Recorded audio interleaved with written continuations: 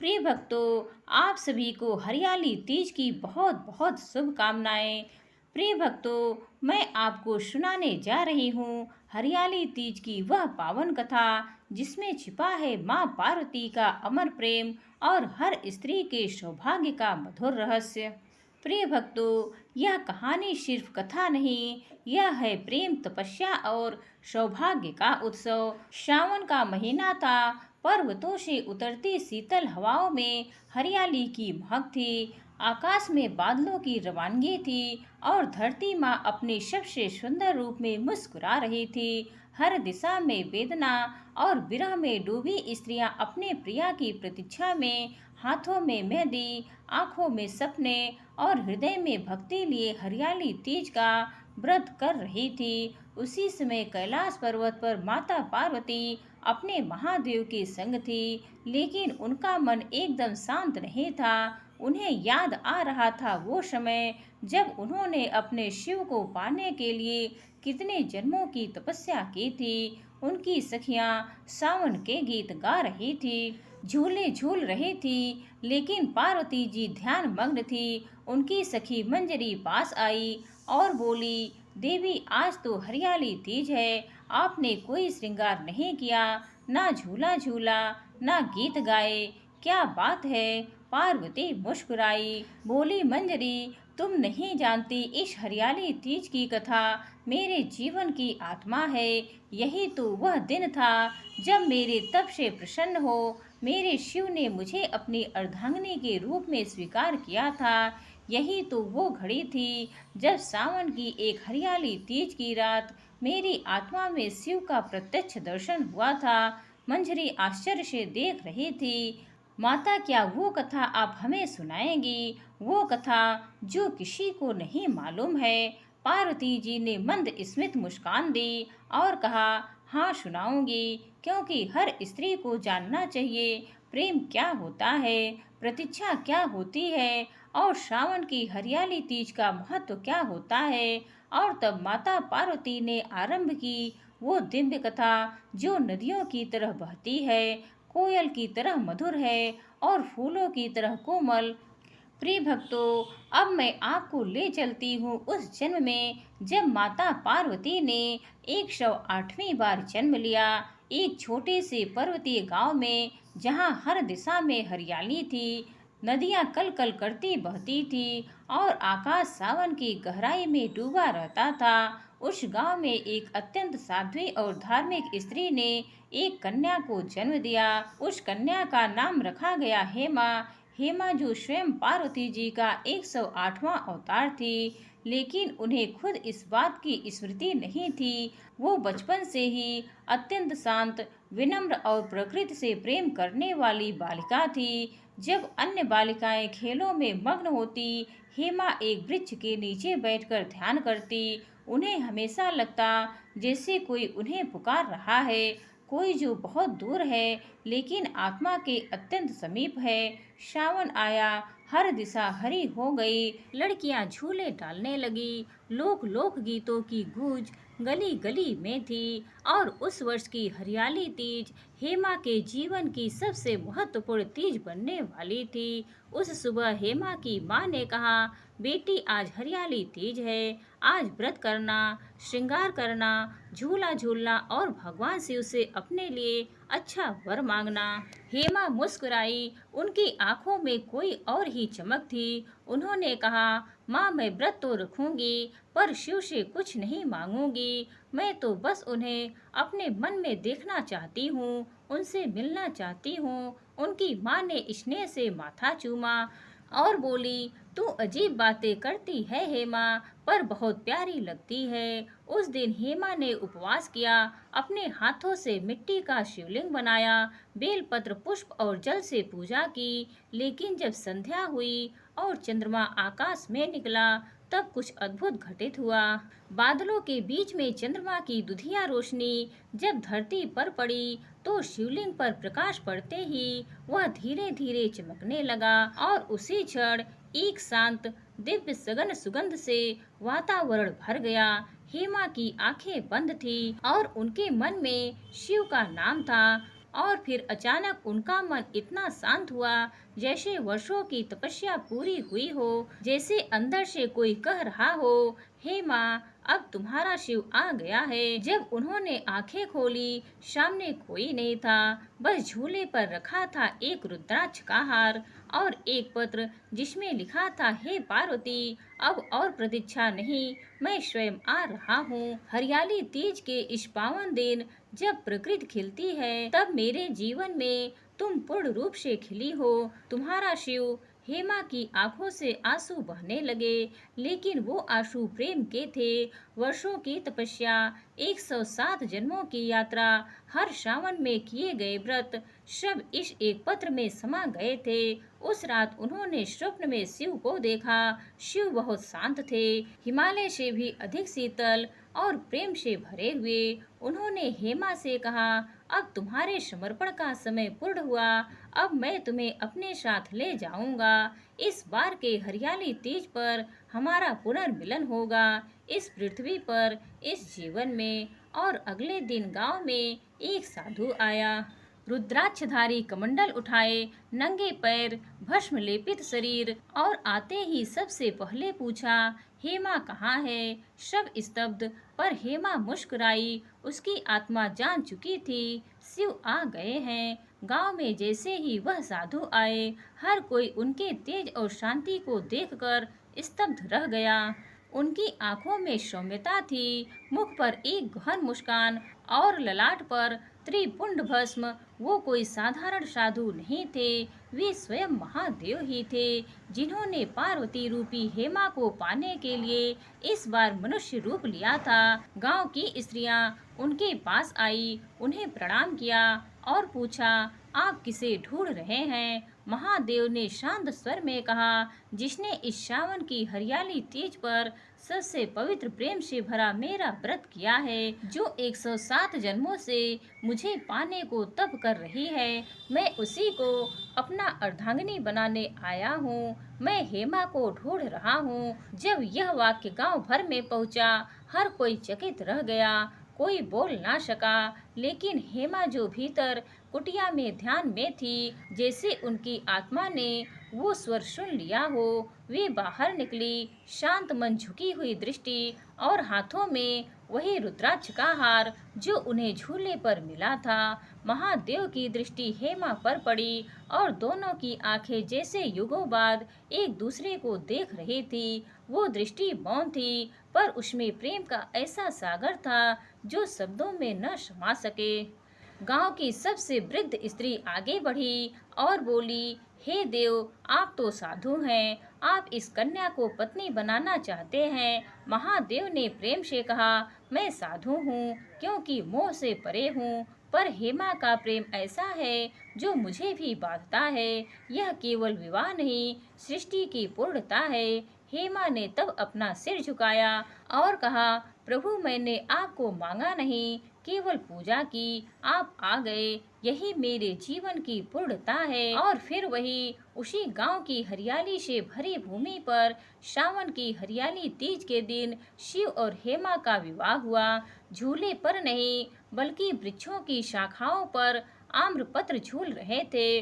What वृक्ष के नीचे यज्ञ कुंड सजाया गया, पुष्पों की वर्षा, बादलों ने की, और संगीत, वो कोयलों की मधुर ध्वनि, मोरों का नृत्य, नदियों की कल कल से बना एक दिव्य विवाह संगीत। गांव की स्त्रियां मंगल गीत गा रही थी। तीज की रेड़ियां, हरी चुनरिया, हेमा सजी शिव लाए, डोरी नरिया। शिव ने हेमा की मांग में स्वयं त्रिपुंड चंदन से सिंदूर भरा और बोले, अब कोई जन्म बाकी नहीं, अब तुम मेरी और मैं तुम्हारा, इस जीवन में भी और उस सत्य में भी। प्रिय भक्तों, वह विवाह कोई साधारण विवाह नहीं था, वह उस प्रेम की जीत थी जिसमें माँ पार्वती ने हर जन्म, हर श्रावण, हर तीज पर एक एक पल शिव के लिए जिया। और आज जब हम सावन की हरियाली तीज मनाते हैं, तो केवल झूला नहीं झूलते, हम उस पल को जीते हैं जब प्रेम, भक्ति और प्रतीक्षा ने शिव को स्वयं पृथ्वी पर खींच लाया। विवाह के उपरांत जब शिव और हेमा अब पार्वती कैलाश लौटे, तब केवल पर्वत नहीं, पूरी प्रकृति उत्साहित हो उठी। हिमालय की चोटियों पर बर्फ नहीं, पुष्प खिले थे। मंदाकिनी की धारा के स्वर में कोई मधुर राग बह रहा था और देवताओं ने आकाश से पुष्प वर्षा की थी, क्योंकि यह केवल विवाह नहीं था, यह सृष्टि के संतुलन का पुनः आरंभ था। लेकिन भक्तों, विवाह के बाद भी पार्वती का हृदय शांत नहीं था। एक दिन वे शांत झील के किनारे बैठी तो शिव उनके समीप आए और बोले, देवी क्या बात है, क्या तुम्हारा हृदय किसी और की चिंता में है? पार्वती ने मंद स्वर में कहा, स्वामी, मेरा मन आज भी उन स्त्रियों की चिंता में है जो आज भी अपने प्रेम, अपने सौभाग्य और अपने शिव के लिए तप कर रही हैं। मैं चाहती हूँ कि उन्हें भी वही मार्ग मिले, वही शक्ति जो मुझे 108 जन्मों में मिली। मैं चाहती हूँ हर स्त्री को यह जानने का अवसर मिले कि हरियाली तीज केवल व्रत नहीं, बल्कि एक स्त्री का आत्मबल है, उसकी आत्मा का श्रृंगार है। शिव मुस्कुराए। उन्होंने कहा, तुम्हारा प्रेम, तुम्हारी करुणा ही तो तुम्हें जगत जननी बनाती है। पार्वती, जाओ, हर स्त्री को बताओ कि यह पर्व केवल झूला झूलने के लिए नहीं, बल्कि स्वयं को जानने, पहचानने और शक्ति को जागृत करने का उत्सव है। और तब मेरी प्यारी बहनों, पार्वती जी बनी हर स्त्री की सखी। उन्होंने पर्वतीय गांव में जाना आरंभ किया। गांव की बेटियों और बहुओं को बुलाया और उन्हें सिखाया, जब तुम मेहंदी लगाती हो, वह केवल श्रृंगार नहीं, वह स्मृति है तुम्हारे प्रेम की। जब तुम झूला झूलती हो, वह केवल खेल नहीं, वह है जीवन के उतार चढ़ाव को सहजता से झेलना। जब तुम व्रत रखती हो, वह केवल भूखा रहना नहीं, वह है अपने भीतर की इच्छाओं को साधना।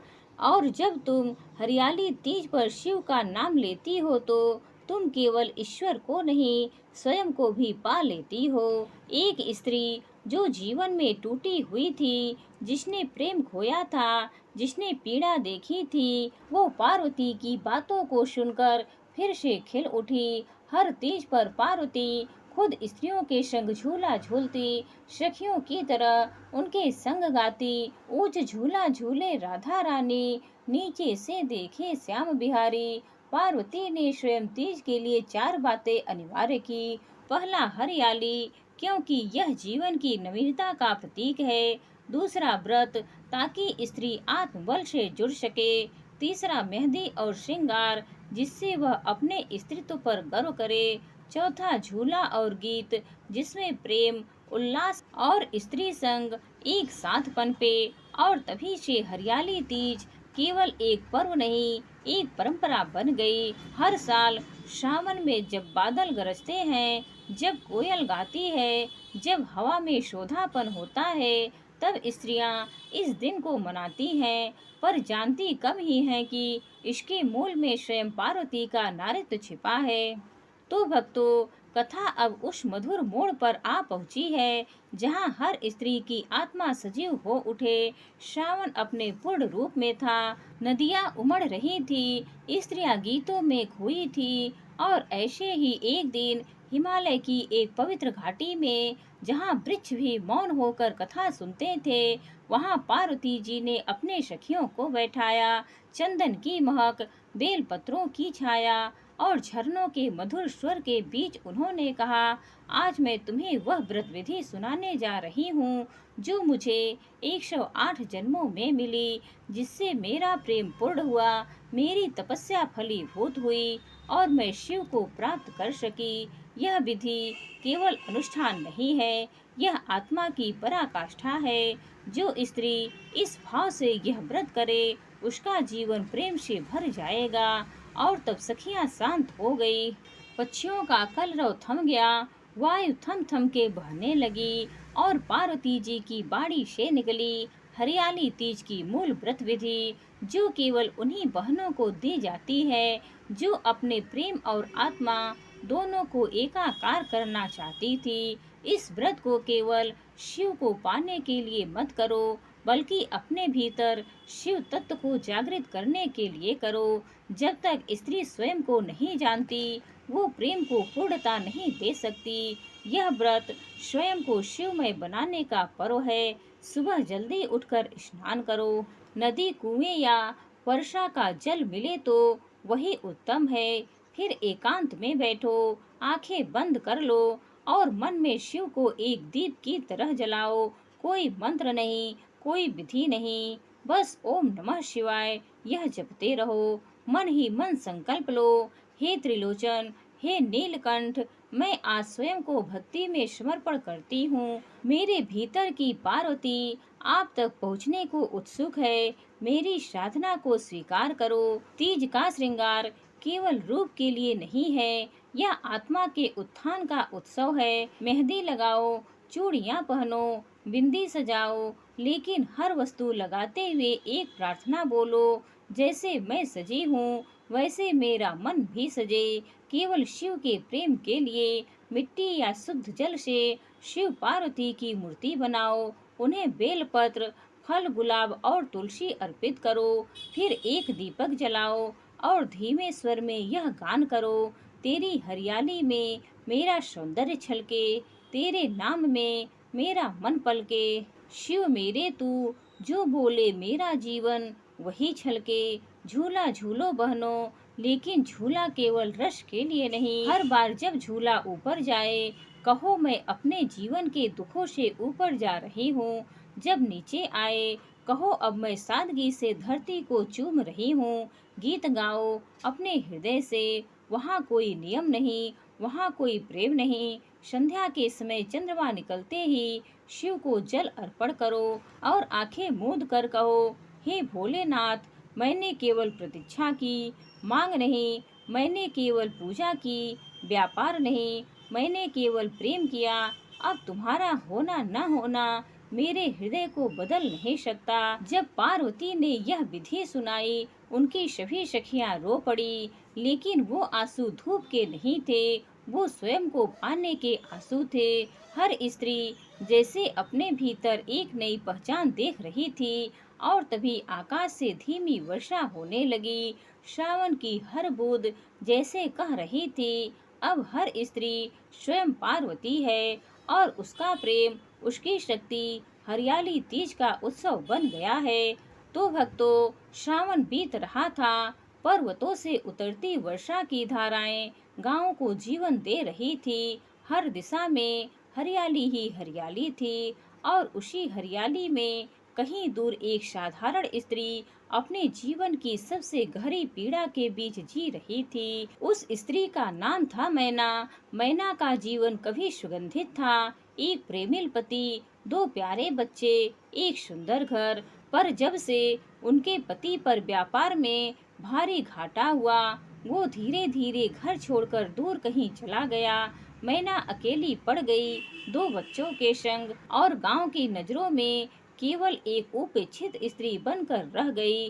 वो चुप थी, टूट चुकी थी, पर एक चीज थी जो उसने कभी नहीं छोड़ी, श्रद्धा। श्रावण का महीना आया, सभी स्त्रियां झूले डालने लगी, मेहंदी रचाने लगी, गीत गाने लगी। मैना दूर एक वृक्ष के नीचे बैठकर बस आकाश को निहारती रही। उसकी सखी गोमती आई और बोली, मैना तू इस बार भी तीज करेगी क्या? किसके लिए? तेरा तो कोई नहीं रहा। मैना की आंखें छलक पड़ी, पर उसने मुस्कुरा कर कहा, मैं व्रतपति के लिए नहीं करती गोमती, मैं करती हूँ पार्वती के लिए, क्योंकि उन्होंने सिखाया कि प्रेम केवल पाने का नाम नहीं, प्रेम तो पल पल प्रतीक्षा का नाम है और विश्वास का नाम है। उसने मिट्टी से शिव पार्वती बनाए, तुलसी और बेल पत्र अर्पित किए, फटे हुए आंचल में भी मेहंदी रचाई और पहली बार जीवन में मौन रहकर व्रत किया। उस रात जब चाँद आसमान में निकला, मैना ने शिव को जल अर्पण किया और कहा, हे महादेव, अगर मेरी भक्ति सच्ची है तो मुझे कुछ मत देना, बस मेरा मन ऐसा कर दो कि दुख मुझे छू ना सके। और उसी रात एक अद्भुत स्वप्न हुआ। उसने देखा श्रावण की हरियाली में एक झूला झूल रही है पार्वती, और नीचे शिव खड़े हैं। पार्वती मुस्कुरा कर कहती है, देखो ना स्वामी, एक स्त्री जिसने हमें मांगने के लिए नहीं, केवल सम्मान देने के लिए पूजा, क्या वह इस धरती पर देवी के समान नहीं? शिव बोले, उसका तप, उसका मौन वाकई इस धरती का संतुलन है। चलो उसे उसका खोया हुआ प्रेम लौटा देते हैं। और बहनों, अगली ही सुबह वर्षों बाद मैना के दरवाजे पर एक साधारण धूल से भरा एक पुरुष आया, कमजोर, थका हुआ, पर आंखों में ग्लानि और प्रेम लिए। वो उसका पति था। उसने कहा, मैना, मैं हार गया, दुनिया की दौड़ में मैं तुझे भूल गया, पर जब हरियाली तीज की रात को मैंने तुझे स्वप्न में देखा, तेरा व्रत, तेरा मौन, मेरी आत्मा कांप उठी। मुझे लगा मुझे अब लौट आना चाहिए, तुझसे क्षमा मांगनी चाहिए। मैना ने सिर झुकाया और केवल एक बात कही, मैंने किसी को खोया ही कहा था, मैं तो सिर्फ प्रतीक्षा कर रही थी। गांव की सारी स्त्रियां स्तब्ध थी। सभी ने जाना कि हरियाली तीज केवल सौभाग्य के लिए नहीं, बल्कि वह व्रत है जो आत्मा को तपाकर देवी बना देता है। उस दिन से मैना को लोग व्रता देवी कहने लगे। उसी झोपड़ी में अब स्त्रियां अपनी समस्याएं लेकर आती और वो उन्हें पार्वती की कथा, व्रत की विधि और धैर्य का पाठ पढ़ाती। सावन में जब झूले लहराते तो झूले के नीचे गीत गूंजते। मैना बनी देवी प्रेम से सजे शिव पार्वती की कथा कहती। तो सखियों, अब मैं आपको लेकर चलूंगी उन देवियों की भूमि पर जहां हर वर्ष श्रावण में स्त्रियां एक रात जंगल में एकत्र होकर रहस्यमयी तीज पूजा करती हैं, जिसके बारे में बाहर की दुनिया नहीं जानती। श्रावण में जब झूले लहराते तो झूले के नीचे गीत गूंजते। मैना बनी देवी प्रेम से सजी शिव पार्वती की कथा सुनाती।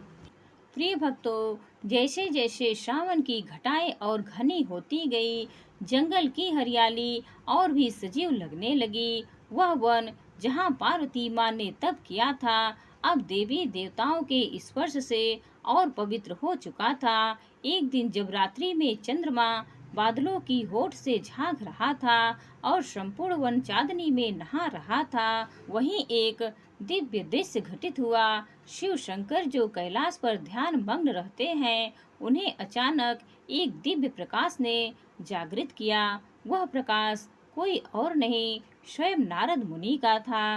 नारद जी ने शिव जी से कहा, भोलेनाथ, यह समय है उस योग्यता की परीक्षा का जिसे पार्वती ने नारी के रूप में संपूर्ण श्रद्धा और प्रेम से अर्जित किया है। उनके तप ने इस ब्रह्मांड को पवित्र कर दिया है। शिव जी मुस्कुराए और बोले, नारद, जो सच्चा प्रेम करता है वही भगवान को प्रिय होता है। अब वह समय आ गया है जब मैं पार्वती को उनकी भक्ति का फल दूं।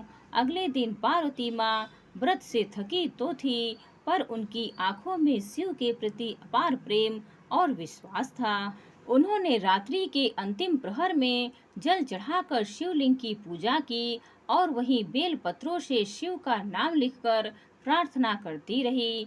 हे प्रभु शिव, यदि मेरी तपस्या सच्ची है, यदि मेरा व्रत पवित्र है, तो आप मेरे मन के भावों को जाने और मुझे अपने चरणों में स्थान दे। और उसी क्षण एक मधुर वायु चली, फूल झूम उठे, चंपा चमेली की महक चारों ओर फैल गई। पार्वती ने आंखें खोली तो देखा सामने खड़े हैं स्वयं शिव शंकर। उनकी जटाओं से गंगा जल टपक रहा था और आंखों में परम शांति थी। शिव बोले, पार्वती, तुम्हारा प्रेम, तुम्हारी आस्था और यह हरियाली तीज का व्रत सबने मुझे खींच लाया है। अब तुम मेरी अर्धांगिनी हो। यह सुनते ही पार्वती के नेत्रों से अश्रुधारा बह निकली। उन्होंने पृथ्वी को प्रणाम किया और अपने संकल्प को पूर्ण होता देख वहां देवताओं ने पुष्प वर्षा की। आकाश से रंभा, उर्वशी, मेनका जैसी अप्सराएं उतरकर नृत्य करने लगी। पूरा ब्रह्मांड उस पावन मिलन की साक्षी बना। उस दिन से हरियाली तीज का पर्व उस प्रेम, आस्था और समर्पण का प्रतीक बना जिसे माता पार्वती ने शिव के लिए निभाया। हर साल श्रावण की सजी हरियाली, झूमती लताएं, नदियों का मधुर कलरव, सब इस प्रेम के उत्सव को याद करते। बहनें आज भी उसी प्रेम और विश्वास से हरियाली तीज का व्रत करती हैं कि उन्हें वैसा ही सुशील, समर्पित और जीवन पर्यंत साथ निभाने वाला जीवन साथी मिले। और बहनों, इस कथा की यही तो सुंदरता है। यह केवल एक देव कथा नहीं, यह हर नारी के भीतर की शक्ति, प्रेम और धैर्य की गाथा है।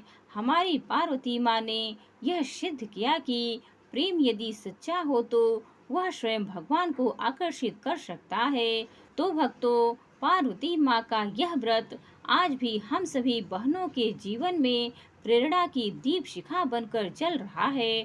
श्रावण की रिमझिम फुहारों में, झूलों की रुनझुन में, मेहंदी की खुशबू में और हर बहन की आंखों में आज भी वह पावन संकल्प बसता है। इसीलिए बहनों, जब भी आप इस हरियाली तीज को मनाएं तो यह केवल रस्म में ना हो, यह माँ पार्वती की तरह एक पवित्र प्रेम का बंधन बन जाए। आपकी सच्ची श्रद्धा, मधुर भावना और जीवन साथी के लिए आपकी मंगल कामना, यही इस व्रत की सच्ची पूजा है। हे माँ पार्वती, जैसे आपने प्रेम, धैर्य और भक्ति से शिव को पाया, वैसे ही हम बहन को उनका मनचाहा जीवन साथी मिले। हर स्त्री के जीवन में सदा सौभाग्य की हरियाली बनी रहे और इस सावन में हर घर में प्रेम, शांति और आनंद का संगीत गूंजे। तो प्रिय भक्तों, इस पवित्र कथा को बोलते समय अगर कोई त्रुटि हुई हो तो क्षमा चाहते हैं। उम्मीद है आज की यह कहानी आप सभी को पसंद आई होगी। हर हर महादेव।